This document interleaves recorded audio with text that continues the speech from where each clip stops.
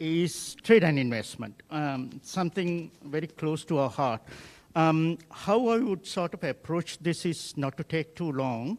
You heard from the Foreign Minister yesterday, Dr. Mendes, and a number of speakers about all dimensions of connectivity within the BIMSTEC region. Now, if you were to take an example of transport connectivity, which has been the cornerstone of the fifth BIMSTEC summit, is what are we talking about? We are talking about connecting people through different modes of transport. And eventually what happens, the people-to-people interaction generally follows small commercial interactions, large commercial interactions. So those interactions at the end of the day are important. So to take a step back to give a little bit of background as far as the BIMSTEC is concerned, I will come back to this topic very briefly for about a minute. Now, the trade and investment, one of the initial 6 sectors BIMSTEC Corporation identified at the second BIMSTEC ministerial meeting in Tata way back in 1998. Bangladesh was the acting lead for country trade and investment sector. The initial vision of the BIMSTEC Economic Cooperation, as articulated in the first special BIMSTEC ministerial meeting held in Bangkok, had 3 major pillars: close public-private partnership to promote economic cooperation, identification of sectors and subsectors for projects for economic cooperation, and finally, elimination and non-tariff and tariff barriers through government and non-government negotiations. As far as the agreement of trading goods, there were 2 working groups that has been set up to work on some of the technical aspects, namely the working group on rules of origin and the working groups of dispute settlement mechanism, which is very crucial. Now, both working groups have their meetings back-to-back in parallel with the TNC meeting. If I were to take a minute just to mention how important the trade and investment is. Now, trade in goods and trade in services are extremely key because our region comprises of economic diversity, endowment diversity, structural diversity. That sort of gives rise to mutual beneficial trade. That's in goods, but it's also in services as well. One of the things is that I would argue, once we have the trade facilitation and transport connectivity, one thing that people will find out once you get to the border through a ship or a boat or a plane, that at that border, you will find some kind of regulation or restriction or a barrier or a tariff. That's actually impeding commercial transaction. Now, when you impede commercial transaction, that discourages all kinds of interactions that can take place. This is why trade and investment, especially reducing tariff, reducing non-tariffs, are so important. So we pay a lot of attention to the FTA, the shape of the FTA, as we move forward. The second short, quick remark I want to make is the investment. There are investment-related regulatory and other barriers within the region. Investment and trade goes hand in hand. It's the conduit. If you think about it, India being greatly close to Sri Lanka has this large market and unlimited access to India and the greater BIMSTEC region. How much would an attraction would that be for countries to invest in any other country, including in India? So this is why the investment is so important. Now, one thing I want to add at last. Now, when you think of FDI, we cannot sort of emphasize the inward FDI alone. We have to sort of think of the external FDI as well. You can encourage countries to invest in another BIMSTEC country. For example, great example in Brandex and other textile and apparel related, they have acquired the technology, they have acquired the market. That in turn helps Sri Lanka, helps the region as well, and improves efficiency. So let me emphasize, when we talk of FDI, it's not only an inward FDI. External FDI matters, and we have regulatory issues that needs to be dealt with in BIMSTEC. With that note, let me introduce our first panelist, my good friend, Salim Rahan. Salim, obviously, after 2 days, need no special introduction. He self-advertised himself in a lot of ways. But just to put it in a nutshell, Professor Rehan is serving as a distinguished fellow at the Center of Policy Dialogue, a leading think tank in South Asia. Sanem. Yeah, Sanem network that we collaborate with you very intensely. Professor, his area of interest include fiscal monetary policy, macroeconomic performance, trade policy, trade reforms, globalization. In a nutshell, he's one of the most prolific economists in the region, and he's a thought leader. And I had the pleasure of dealing with him for nearly over 10 years, now very closely. Over to you, Professor Rehan. Thank you very much, Dr. Nihal. I think we are starting with a very important session on trade and investment, and probably one of the most sensitive issues which will be discussing in the coming days. I think it has already been being discussed in the BIMSTEC process, but at the same time, which will be very, very sensitive in the coming days too. I will not really talk on or try to focus on the broad issues. I just want to focus on one particular issue, which is the FTA and some of the concerns which have been raised over and over, and also some of the concerns which are there from the small country, what you call the small country fear. So when we were talking about the small country fear in the FTA, especially the fear of being kind of dominated by the larger country, the domestic industries, they fear that they might be affected. At the same time, there are concerns of the smaller countries that they are heavily dependent on the import revenues. So this tariff cut can lead to loss in revenues. So these are the major concerns. But at the same time, I would say that looking at the BIMSTEC and looking at some of the experience in South Asia, especially in the regional integration process, it's not only the small country fear that dominated in the lack of progress, of an FTA. Also, the larger countries, especially I would say India and Thailand, they should also come out with their position very clearly that what is there, what is the benefit of the FTA, and at the same time, what is there for the smaller countries as well. So how to actually get the smaller countries on board to address their fear, address their concerns, I think a large responsibility also falls in the hand of the larger countries as well, especially on India and Thailand. Now, I think when you look at these two important aspects, one is these domestic industries. They fear that they are going to be affected because of the FTA, because they fear that there are more competing countries, competing industries in other countries. So how to address that fear? I think that is something very much related to some of the very important and critical domestic reforms in the policy areas. And not only the policy, but also some of the structural reforms, which these countries, these BIMSTEC countries, almost all these countries, they have to do anyway. So it's not that we just fear, for example, if I talk from Bangladesh's perspective, if we fear that the Indian industries, they will dominate us, because of the FTA or the Thai industries, but that fear we can't continue for long, because in any case, we have to be competitive at the global level. If we really want to increase our export, if we want to diversify our export basket. So I think, and also we are under WTO, we are under different trade negotiation, and we have to actually liberalize, either today or tomorrow. So the choice is now whether we do it now, and we get our preparation now, in a better way, or we wait and wait and wait until then most of the countries, our neighboring countries, they actually make good progress, or in the other Asian countries, and we're actually left behind, and with a very least preparation. I think this is a big concern which we need to, as academicians, as the practitioners, probably we have to, from my perspective, I would say that, engage with the important stakeholders, especially with the policymakers and the private sector as well, how to address this concern. And much of this concern can be addressed by increasing the competitiveness, by addressing many of the challenges the domestic industries face at the domestic economy, especially the high cost of doing business, many regulatory barriers, many red tapes, bureaucratic red tapes, and also some of the very fundamental institutional issues which are related to corruption and many other things.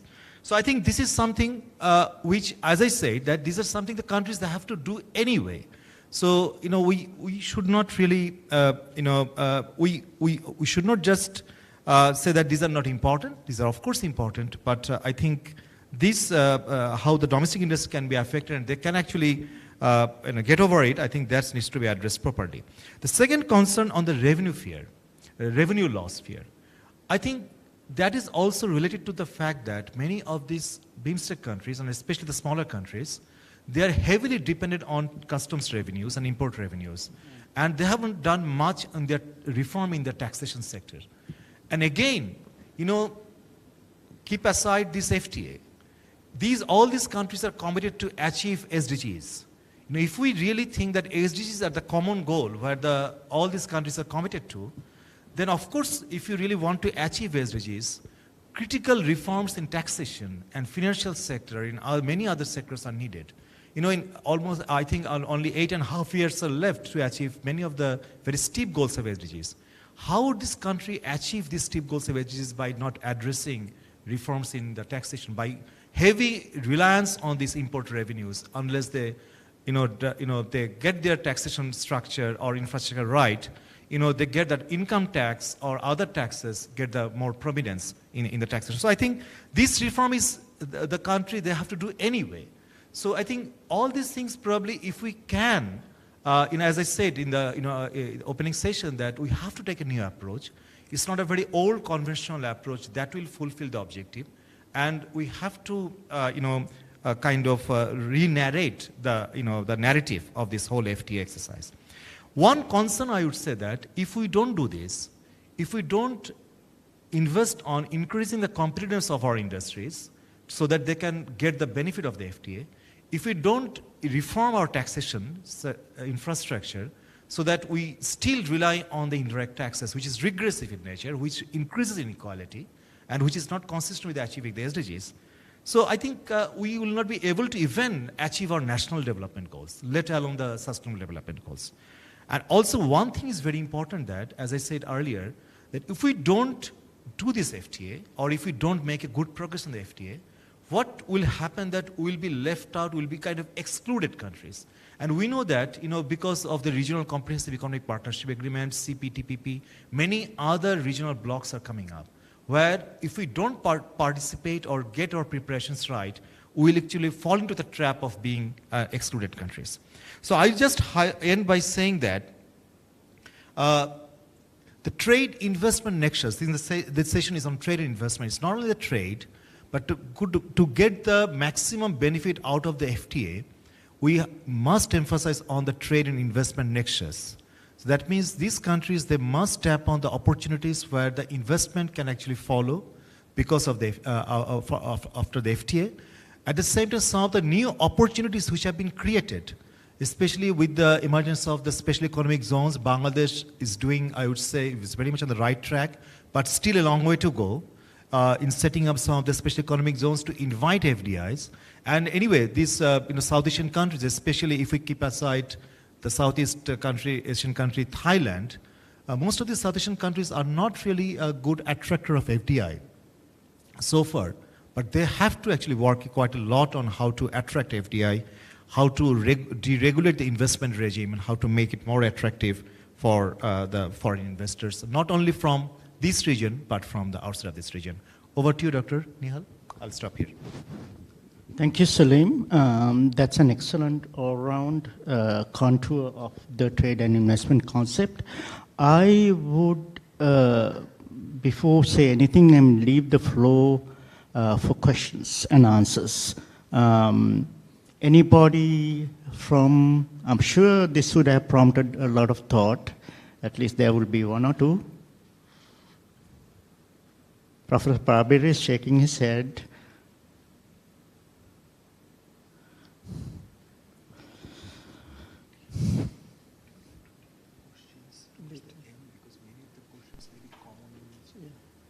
Take it later.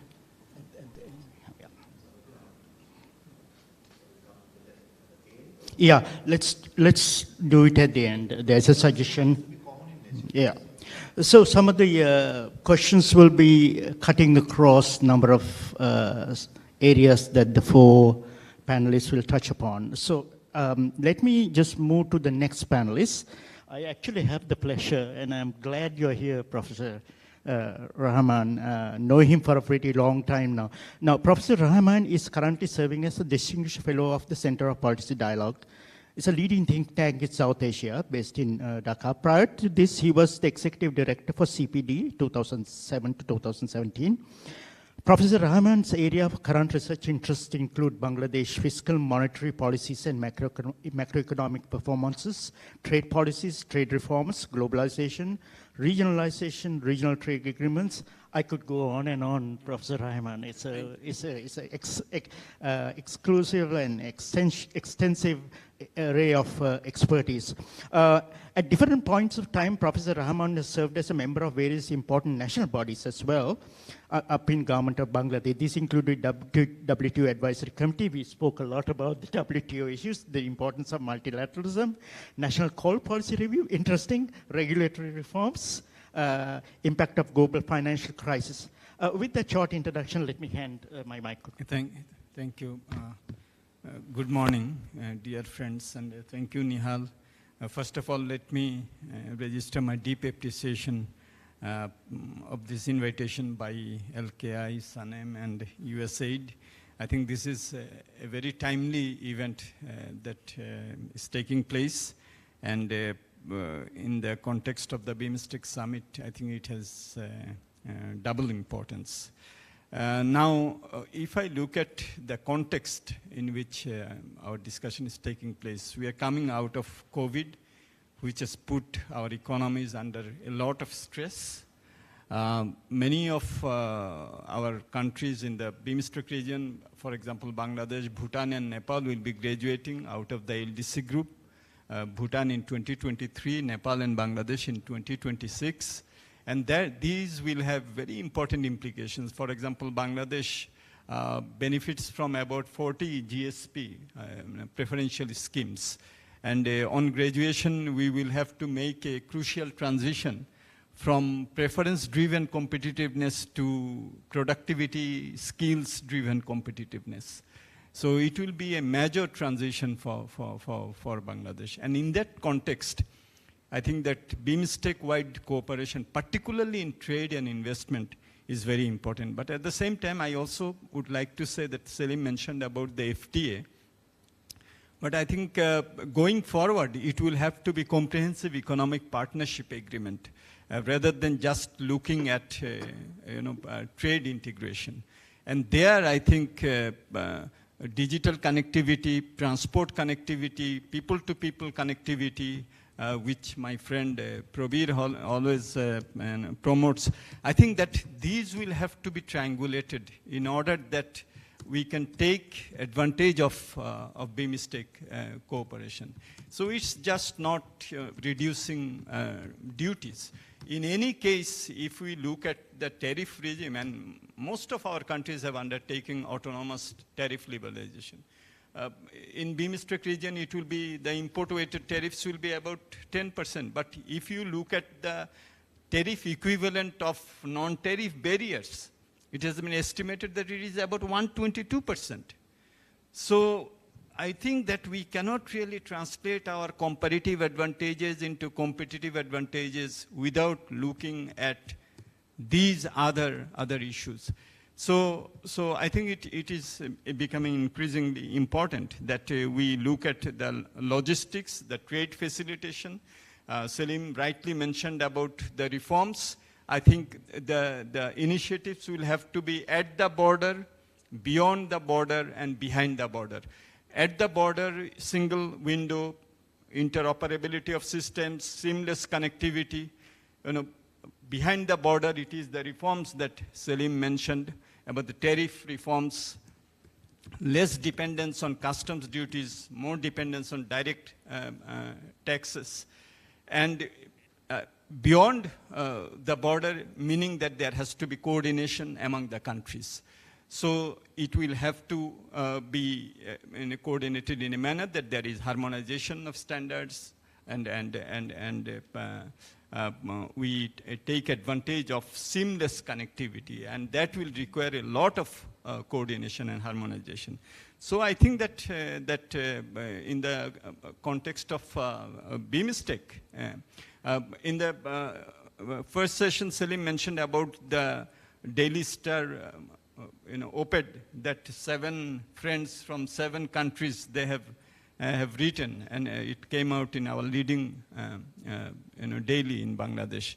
And there was a line which is so pertinent, which is that South Asia is looking to the east, and East Asia is looking to the west.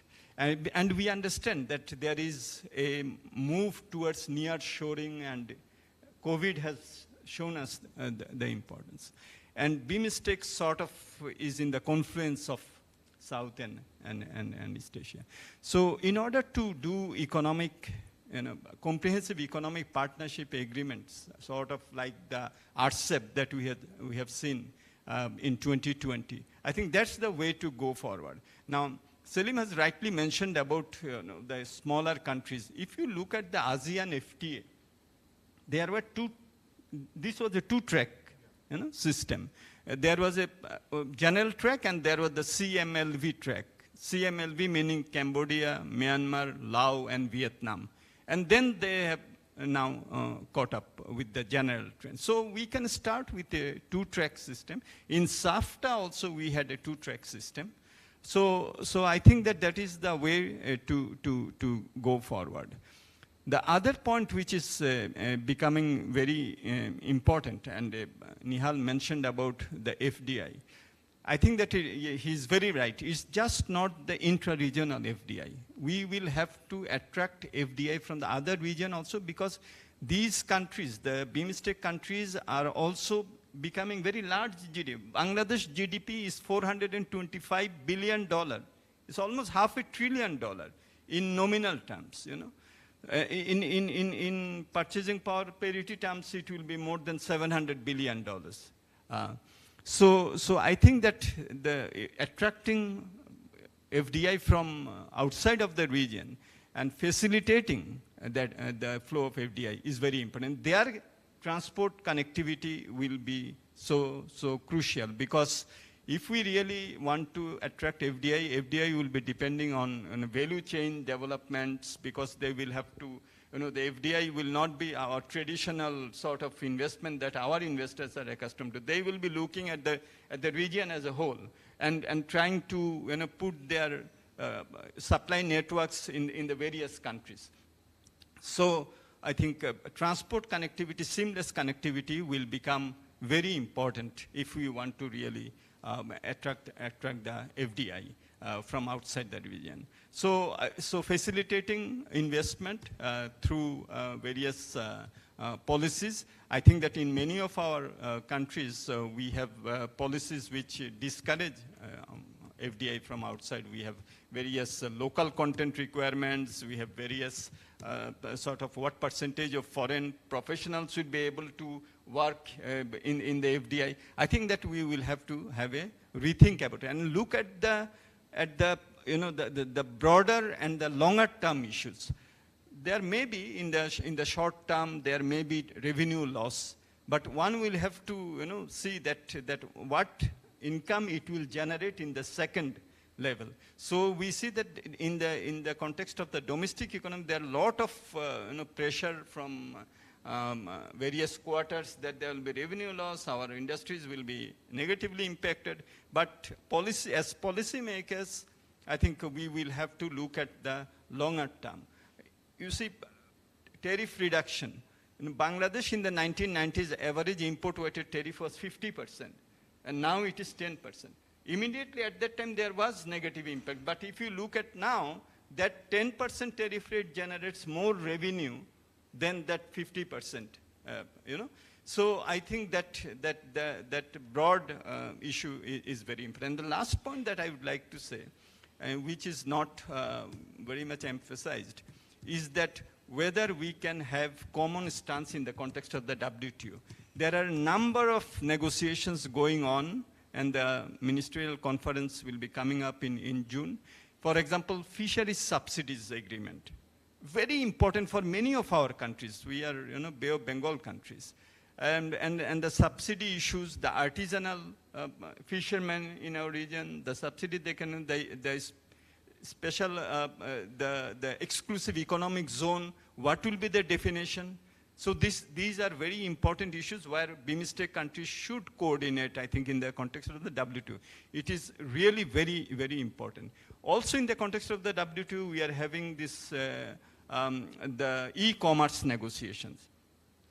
And we know that digital connectivity has become very important. In the first session also it was mentioned.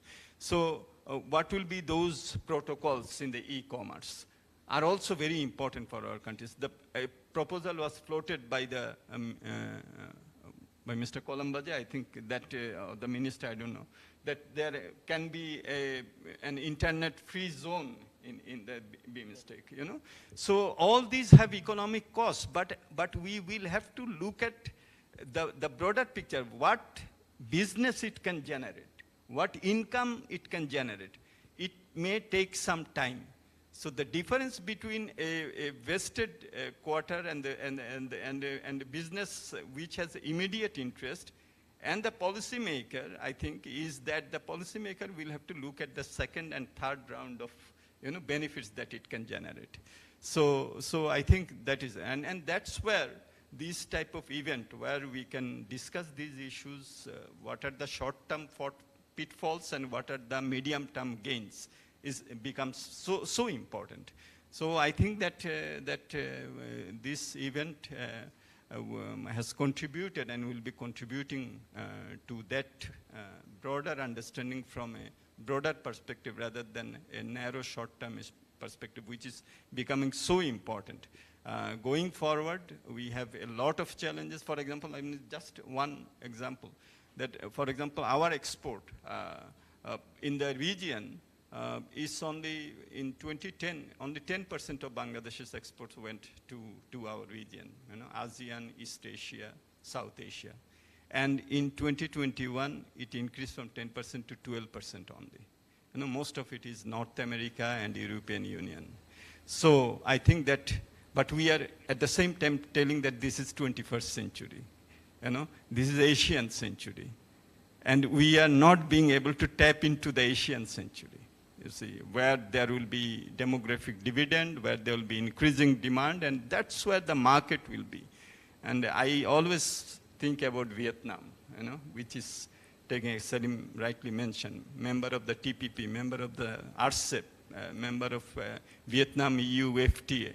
So aggressive regional, you know, what I distinguish between regionalization, which is a normal process, market-driven, and regionalism, which is a policy-driven process. And that is what Vietnam is pursuing. So I think that we also have to make that distinction, and that it will have to be a conscious policy choice in favor of regionalism that we should think about. Thank you, Nihal. Thank you. Thank you very much, Professor Rahman. I think you touched upon some important broad areas that still hovers around this connectivity and the need for reduced transaction costs, and looking at it in a holistic perspective rather than from a narrow perspective. Thank you. Let me move on to the next panelist, Anisha. Dr. Anisha, are you there? Oh, yes, I see her photograph. Dr. Nisha is a professor of Indian Council of Research and International Economic Relations. Her broad area of interest include WTO issues, regional trade, industrial economics, and institutional economics. In recent years, she has been working on tariffs, non-tariff barriers, and transport issues related to India, Nepal, India, Sri Lanka, India, Pakistan, India, Bhutan, India, Korea, and India, Japan, among others. She has also served on a committee set up by Government of India on informal trade, rules of origin, non-tariff barriers, and recently appointed as a trans-shipment advisor to the Government of Nepal. Her research papers have been published in several journals and have been disseminated widely in India and abroad. She worked as a consultant with the Asian Development Bank, the United Nations, and the World Bank on a range of issues which include supply chain analysis, regional integration in South Asia, and informal trade and non-tariff barriers. Over to you, Nisha. Thank you. Thank you, Nihal. It's a pleasure to be here today, and thank you, Sanim. Thank you, LKI, for inviting me for this session. I had the opportunity to hear the earlier session. It was truly very interesting. I heard the earlier speakers, and that again was very interesting. So I will just add a few things to what my earlier speakers said. Now, I think structurally, BIMSTEC is very different from SAARC in the sense that we've got the sectoral approach. And what's also different is that connectivity is something that's got a big push over the last few years, but trade and investment have lagged behind. So this is where we need to put our attention, and the need for an FTA cannot be emphasized enough. But what we really need is timelines, and what we also need is commitment in terms of what we want to do within an FTA. Clearly, SAARC can't be our benchmark. We've moved ahead, and all countries, member countries of BIMSTEC, are engaging with other countries in FTAs, and we need to be looking at those if we have to look at what our benchmarks are going to be. We did talk about, the earlier speaker spoke a lot about tariffs. Yes, tariffs will continue to be a concern, especially for the LDCs. But when we're drawing up our sensitive lists, I think one thing that we need to keep in mind, and this is a lesson from the past, that we tend to put only those items on the sensitive list where the lobbies are very strong. So it doesn't necessarily go to industries where protection is really needed. And therefore, we need to do a more systematic analysis to see where is it that domestic industries really need protection. And that kind of analytical work is much needed if we want to enter into a free trade agreement amongst the BIMSTEC countries. And the other advantage, of course, for having a free trade agreement is that it locks in reforms. And that again gives a push for undertaking reforms, because left to ourselves, we may not undertake them at the same pace. And that's the advantage of having an FTA, and maybe the sooner the better, with a specified timeline. Also, I think when we're talking about an FTA, we should be having chapters on goods, services, investments, supply chains, and more deep FTAs are being talked about, and we need harmonizing. We need to be talking about harmonizing the regulatory regimes for both goods and services.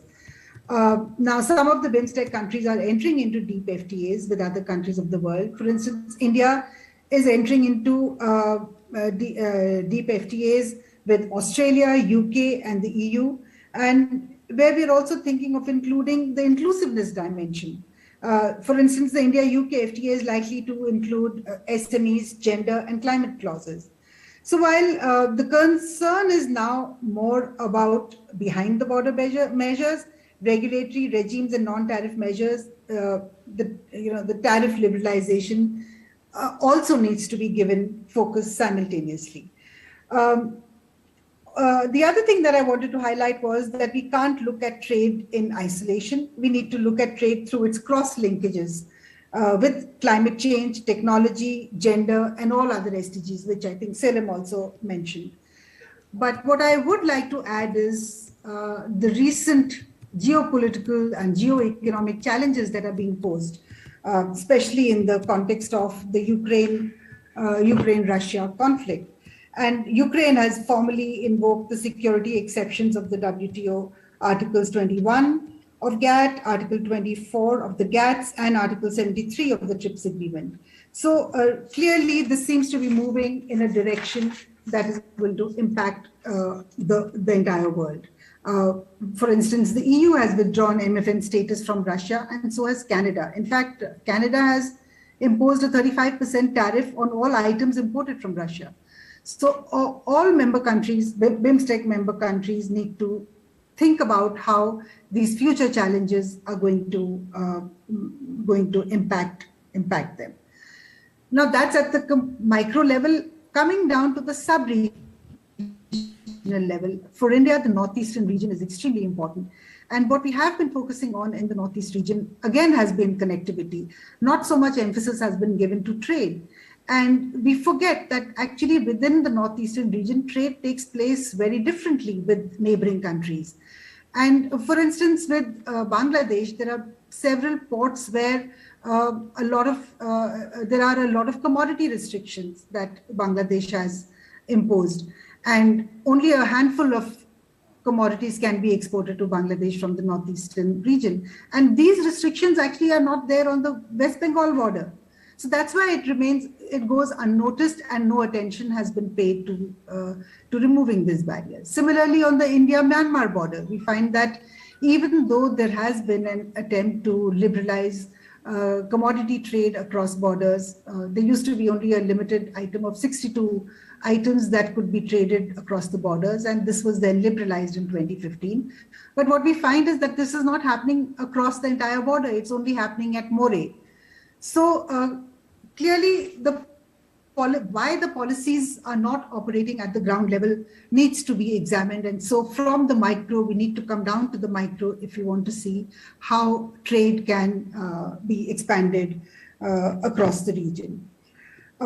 Trade and services can't really be ignored. And of course, I think here, while the conventional sectors that we can think of are health, education, tourism, and IT, I think what is most important is how we can leverage on the huge human skill base that we have within the region, and how complementarities can be built so that movement of natural persons can take place, and we can all take advantage of the huge human resource skill. Coming to investment, it is a very important driver of value chains. We find that intra-BIMSTEC flows have been very limited. Maybe there has been a history behind it, especially Sri Lanka and Bangladesh for India have both been on the FDI negative list. And maybe because of that, the investment flows have been limited. But these need to be explored, and we need to create channels for greater information flows so that business partnerships can be forged more fruitfully. Especially in the northeastern region, I think we can think of actually Bangladeshi investment into the northeastern region. Especially, I think one example that comes to my mind is factories being located in the state of Tripura, where there are a lot of opportunities, and there is a large unemployment in the northeastern region, and this would actually provide a lot of opportunity to people in the northeastern region. But I would still say that we still need to understand why Indian investments in the region are low, because our outward investments have been going up, but we've clearly not leveraged on investments in the region. So that I leave that as a question mark. And then I would like to conclude by saying that if we're looking at BIMSTEC, we should be looking at the glass half empty and not at the glass half full, because a lot needs to be done and we need to put the right benchmarks in place, and we cannot have SARC as the benchmark. It has to be something else. So the sooner we define the benchmark, the better it would be for the region for a more productive intra-regional engagement. Thank you.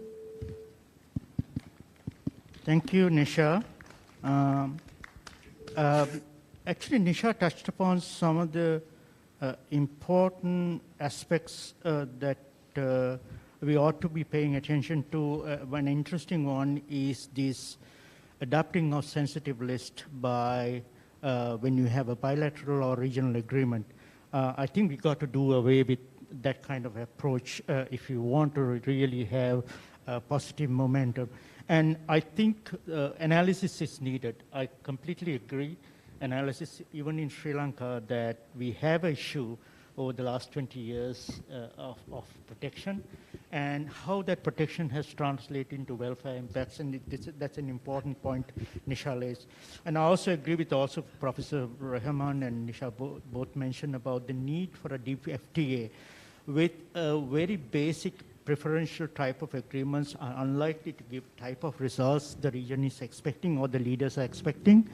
I think that the need to look at a very comprehensive agreement is definitely should be on the cards when you think of, and it got to be ambitious, because then we are going back to the 20th century back again with that very feeble approach to trade agreements.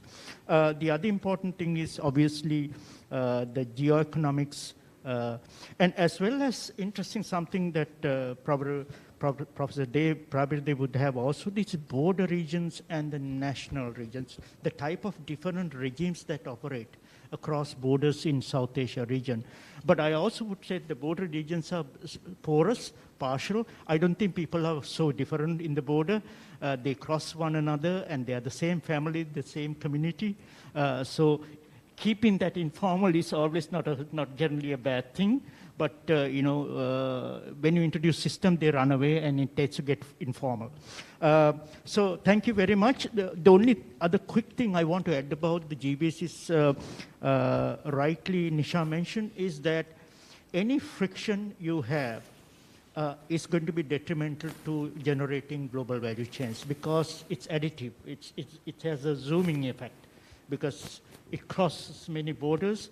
So the value chains can be only efficient as the least, friction border point or the node. So therefore, it's important to pay attention to this additive effect or the zooming effect, multiple costs being added upon. With that, let me turn over to our last panelist, Dr. Vacharas Leelawath, so to my right. Dr. Leelawath is an honorary advisor to Bollinger Company, Thailand. He's a former executive director of Mekong Institute, where he served for 6 years. Prior to joining Mekong Institute, he was the deputy executive director for International Institute of Trade and Development, ITD, in charge of planning, supervising, and conducting research projects, training programs under various capacity building activities. Before coming back to Thailand, he worked as an assistant professor of economics at the University of Minnesota, Morris, USA, where he taught international economics and mathematics for economics. Dr. Leelawath earned his undergraduate degree in Chulalongkorn University. He finished his MA and PhD economics at the University of Kansas. He's a prolific trade economist with a strong interest in trade development cooperation with the GMS and ASEAN framework. With that, I hand over to Vacharas. Thank you very much, Nihal. I would like to thank LKI and SANEM and also the USAID for inviting me to speak at this panel.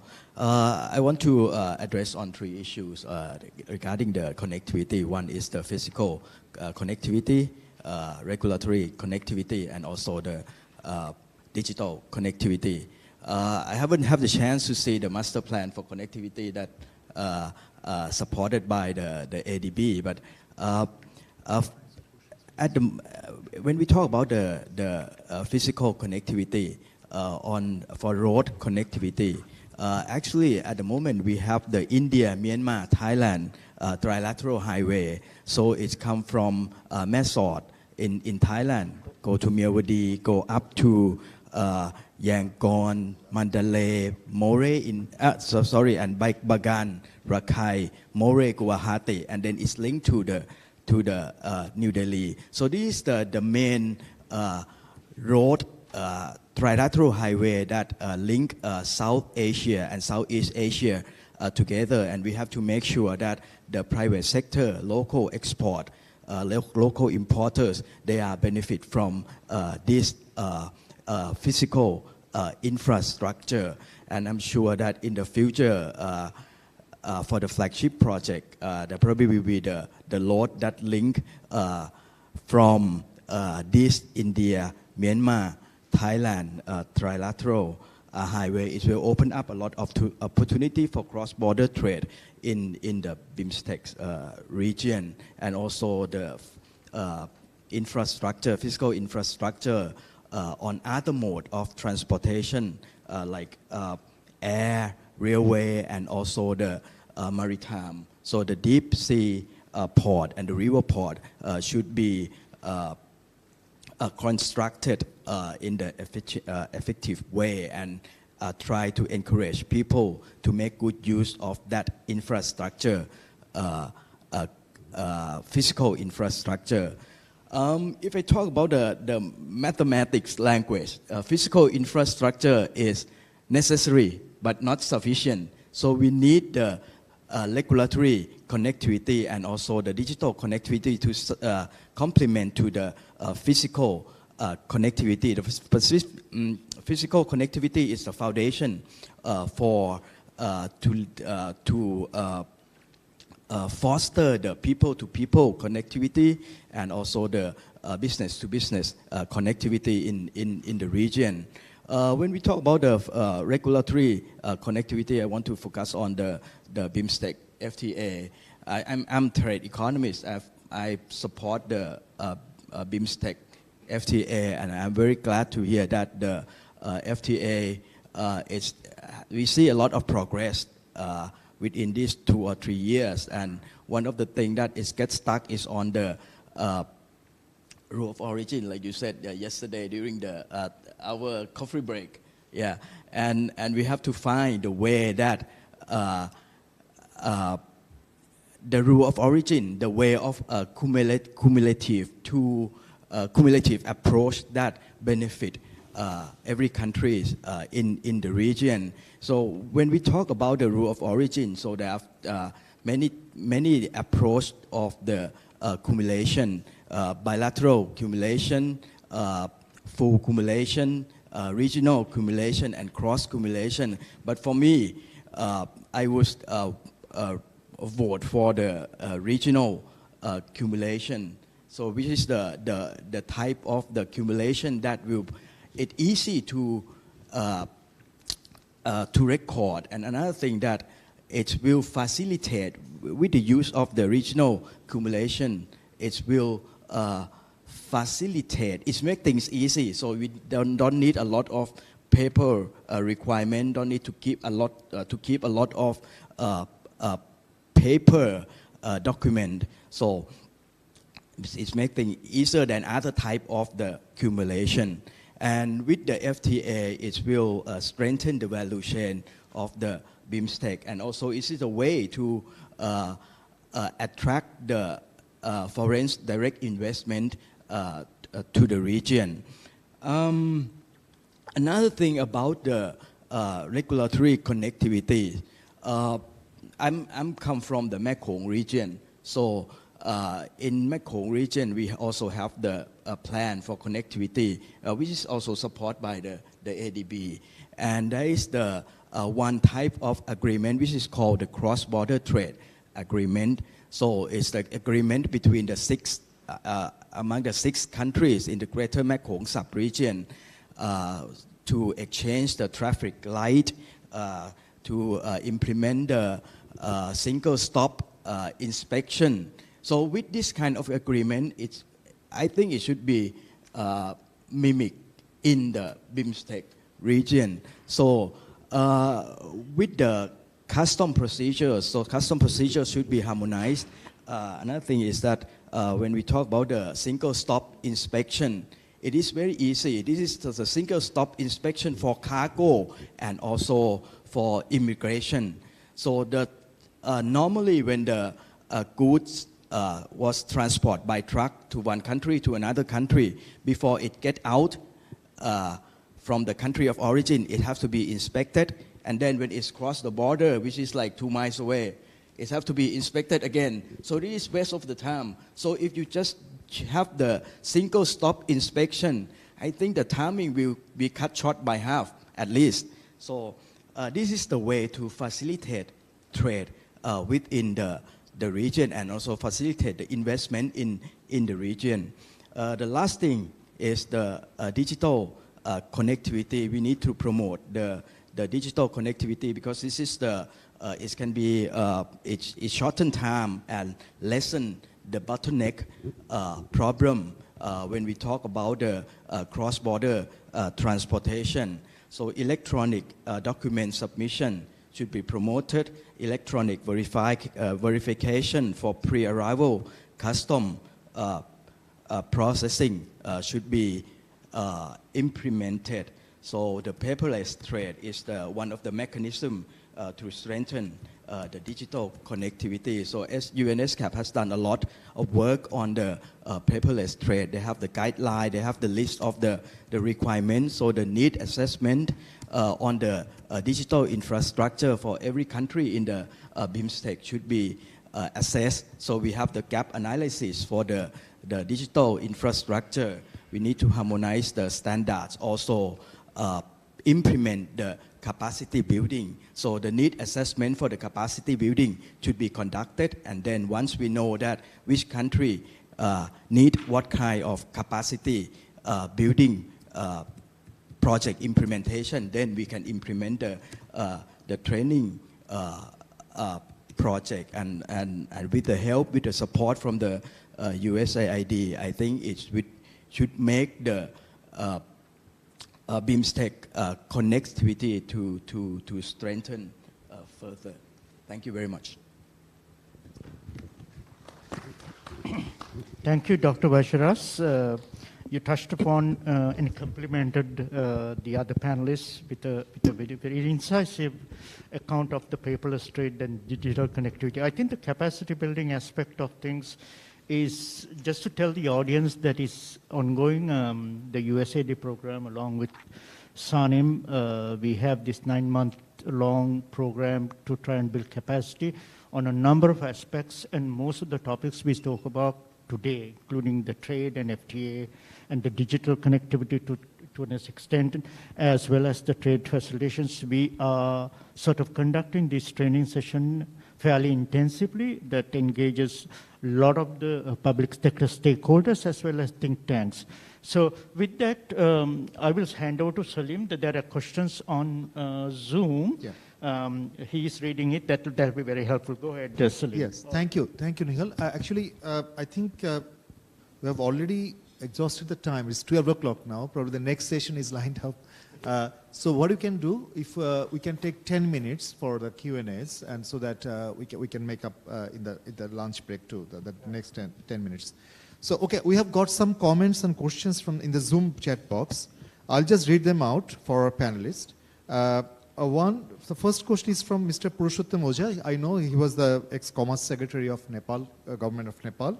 And he is asking, on one side, there is inordinate delay in concluding the 3 components of FTA, trade in goods, services, and investment. On the other side, countries are negotiating or aiming for bilateral PTAs or FTAs. In this context, what sort of prospects do you conceive on BIMSTEC FTA? So that is one question. Another question from, I think, Mr. Poom, is that will coastal, I suppose it's from Thailand, will coastal shipping agreement undermine the Northeast India development effort or even motor vehicle agreement, as maritime logistics seem to be a cheaper choice, and if so, how can we encourage more land connectivity that's more than just neighboring transnational trade? So I'm not sure about the country of Mr. Poom, so very sorry if I have mentioned it wrong. But please, if you can mention your details in the chat box. Then I got one question from Mr. Dr. Shomesh Mathur. He's one of our friends. Probably he has done some modeling exercise, and he said that why does Thailand and India gain the most in terms of growth and welfare with comprehensive agreement, respectively? Energy sensitive production in Sri Lanka and Nepal go up, but with higher carbon emissions. Only if we have common industrial policy and human capital formation with free flow of goods and services, capital and skilled labor movement, Sri Lanka, Bangladesh, Nepal gain in terms of welfare growth. So, and he was asking that mentioning the carbon tax with trade liberation can take care of carbon emissions with marginal impact on growth and consumption. And if their membership can be increased, then it again would be larger. Another question is that I think I see Mr. Kaji Imdadul Haq raised hand. Mr. Imdad, if you could please very quickly, in a minute or so, if you want to speak, please do so. Can you let Mr. Imdad, Kazi Imdad speak, please? Thank you.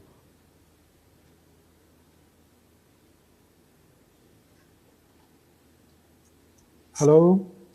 Yes, we can hear you. Please go on. Okay, thank you very much for allowing me to speak. It's a 25 years of BIMSTEC, so is the time has come to analyze actually where we stand.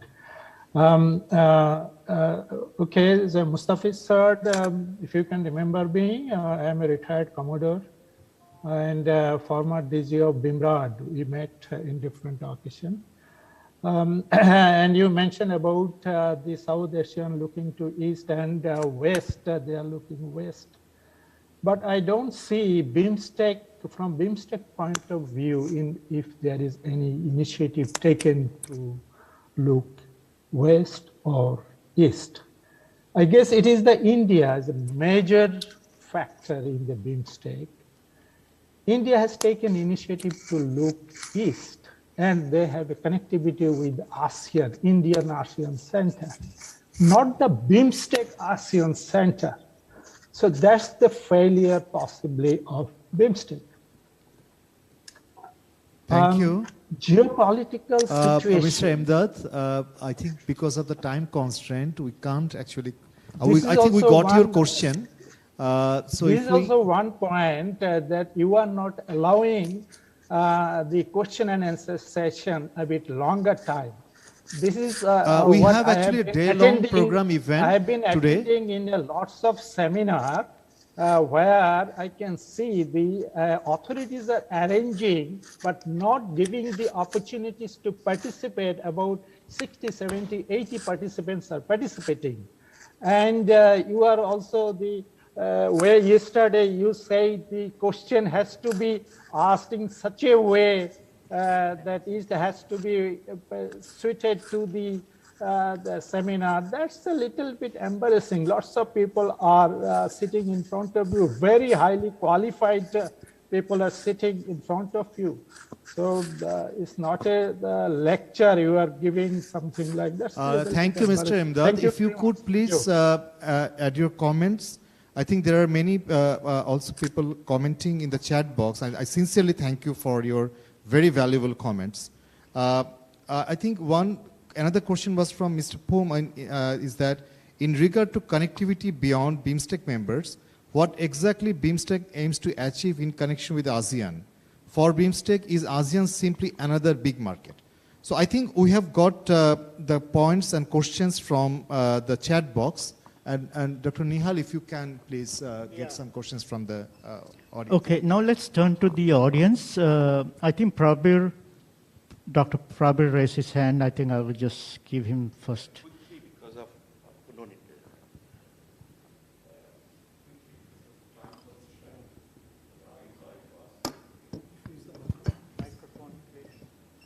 Okay, I can ask a questions to my good friend Kun Wacharat. He raised at the end very important things, which are the low-hanging fruits for the BIMSTEC. If we see the declarations yesterday and the speeches of all the leaders, they have been telling the complete FTA and trade facilitation, all that. He rightly brought in here very important things.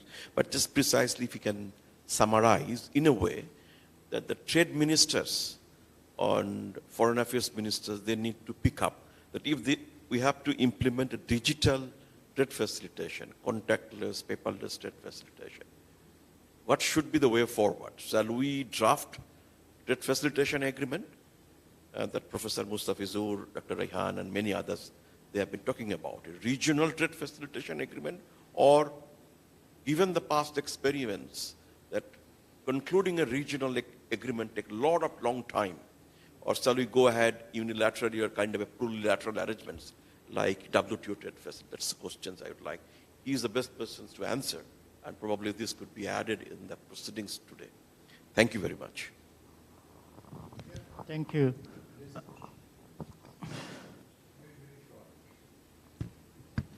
Most questions were on trade, and very few questions or no questions on investment. That is very important. You said trade and investment. So should there be a harmonized approach in regard to investment conditions? I mean, the taxation of all these countries is not harmonized. Some countries have 45% on corporate tax. Some countries have no tax on offshore products and services. Now the IMF has said no all countries must have at least 15% tax. So how do you react to this diversity in regard to BIMSTEC or generally in dealing with this subject? Because it's important, because if you tie it, you must have some balance in the, you can't have some countries giving no tax and one country is giving 15%, 25, 30%. So you must have a playing field, level playing field in regard to these matters. Am I correct? Well, I'm not an economist by profession. I'm a foot soldier, actually. And so I would like to know how you react to this. Thank you very much, Dr. Mendes. Thank you for that intriguing question. Bacharas, would you like to take Professor Prabir's question? Yeah, thank you, Prabir, for your very difficult question. Yeah, I agree that it is the low-hanging fruit, and also we don't start from zero, actually, because we can see the trade facilitation agreement from other sub-region and then work on it.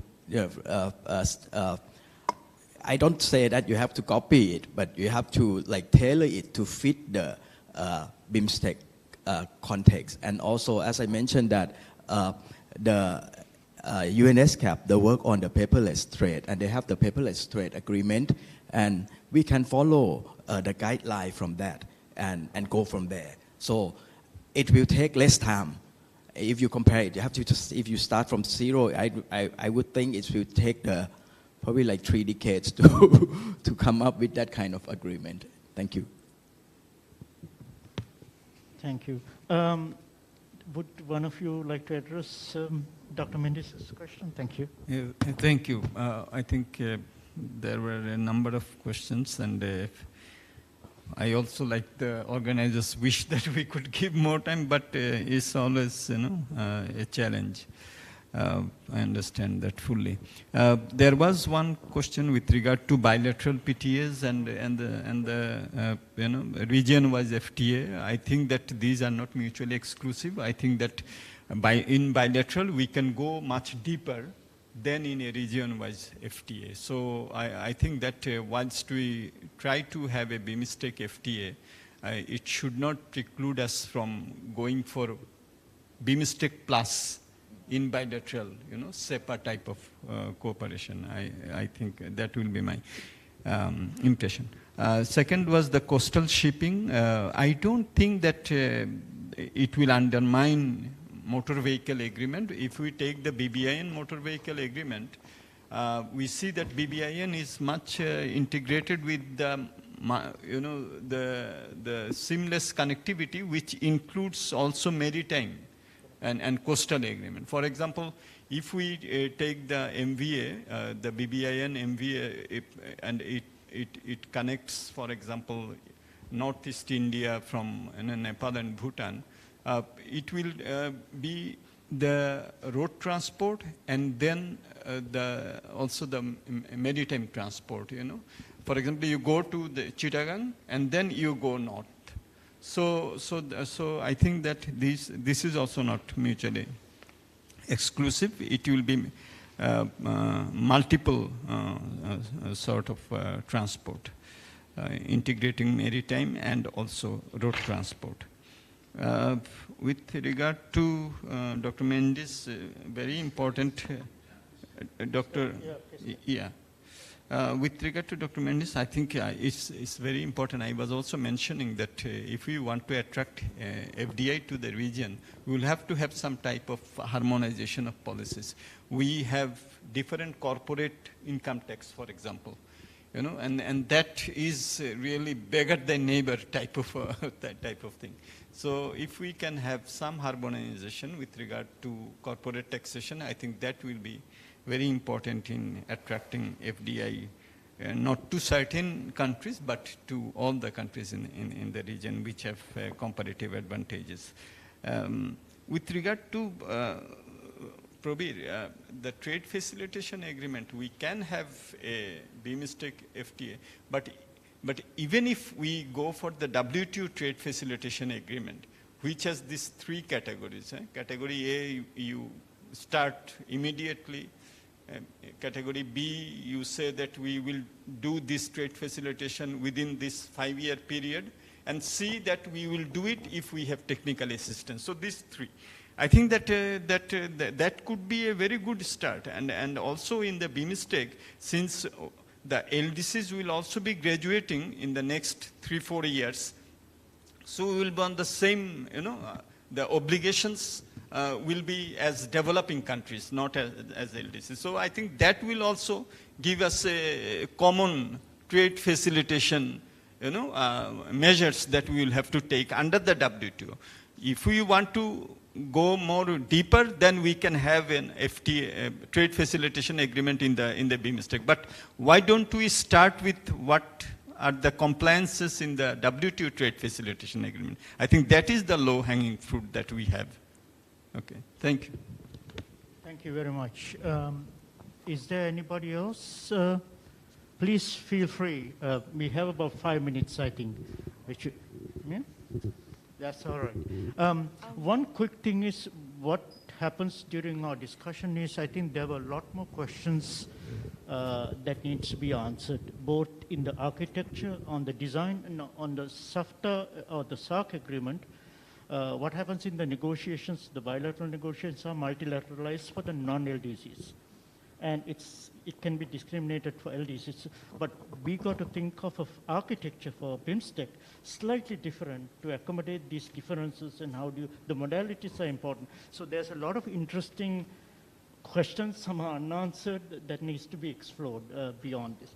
Okay, with that, I think we are ready to wrap up this session. I thank you very much, the panelists, as well as the audience, and also those in the Zoom. We really apologize if we didn't have enough time to entertain all the questions, but be kind enough to post them through the conversations, so that we should try to address them as we move forward. Thank you very much, everybody. I think it's time for lunch now. Yes. Thanks. May I now invite Dr. Mendes to present a small token of appreciation to all the panelists of this first session.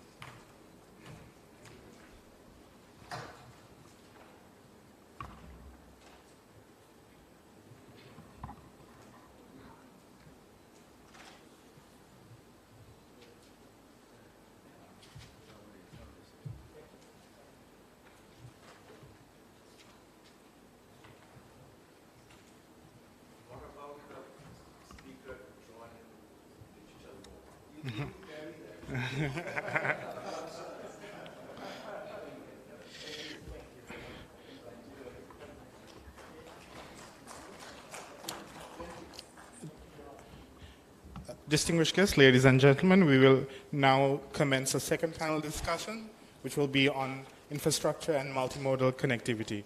May I please invite the following members of this panel to come up to the stage and take their seats. Dr. Ganeshan Vignaraja, Senior Fellow, Institute of South Asian Studies, National University of Singapore. Dr. Prabir Dey, Professor, Research and Information System for Developing Countries, RIS, India. Dr. Ruth Ban Myong, Dean, Thammasat Business School, Thammasat University, Thailand. And Mr. Achyut Bandari, Co-founder, Center for Research on Bhutanese Society, Bhutan.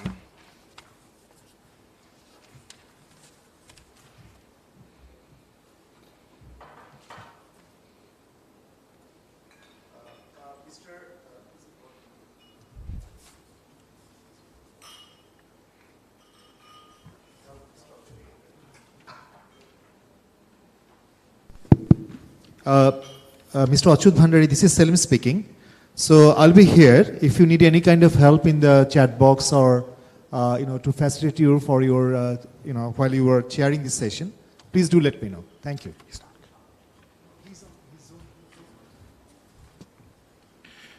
The chair of this panel discussion will be moderated by Mr. Achyut Bandari, co-founder, Center for Research on Bhutanese Society, Bhutan.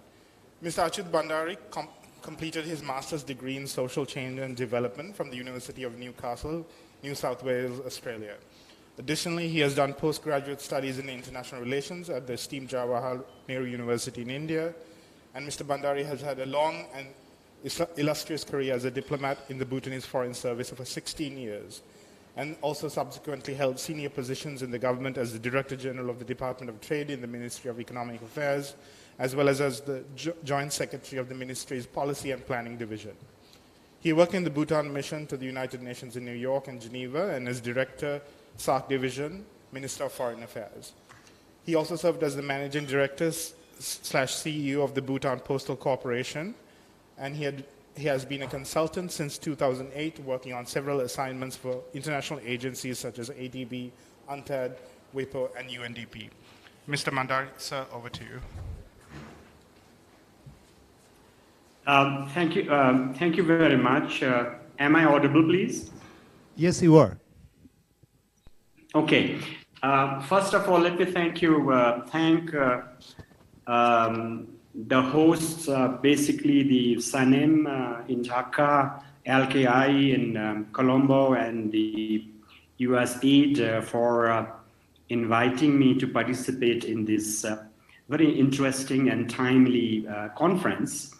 And I do so on behalf of the Center for Research on Bhutanese Society, which is a very young organization, having been found less than 2 years back. We have a very, we have time constraints, and the previous session amply indicated that we have to manage our time very well. And so I'm not going to speak too much and rather give the opportunity to the panelists to make their presentations. I'm going to ask you to limit your presentations basically to about 7 or maximum 8 minutes so that we have a little more time for discussions at the end. So in other words, I would like to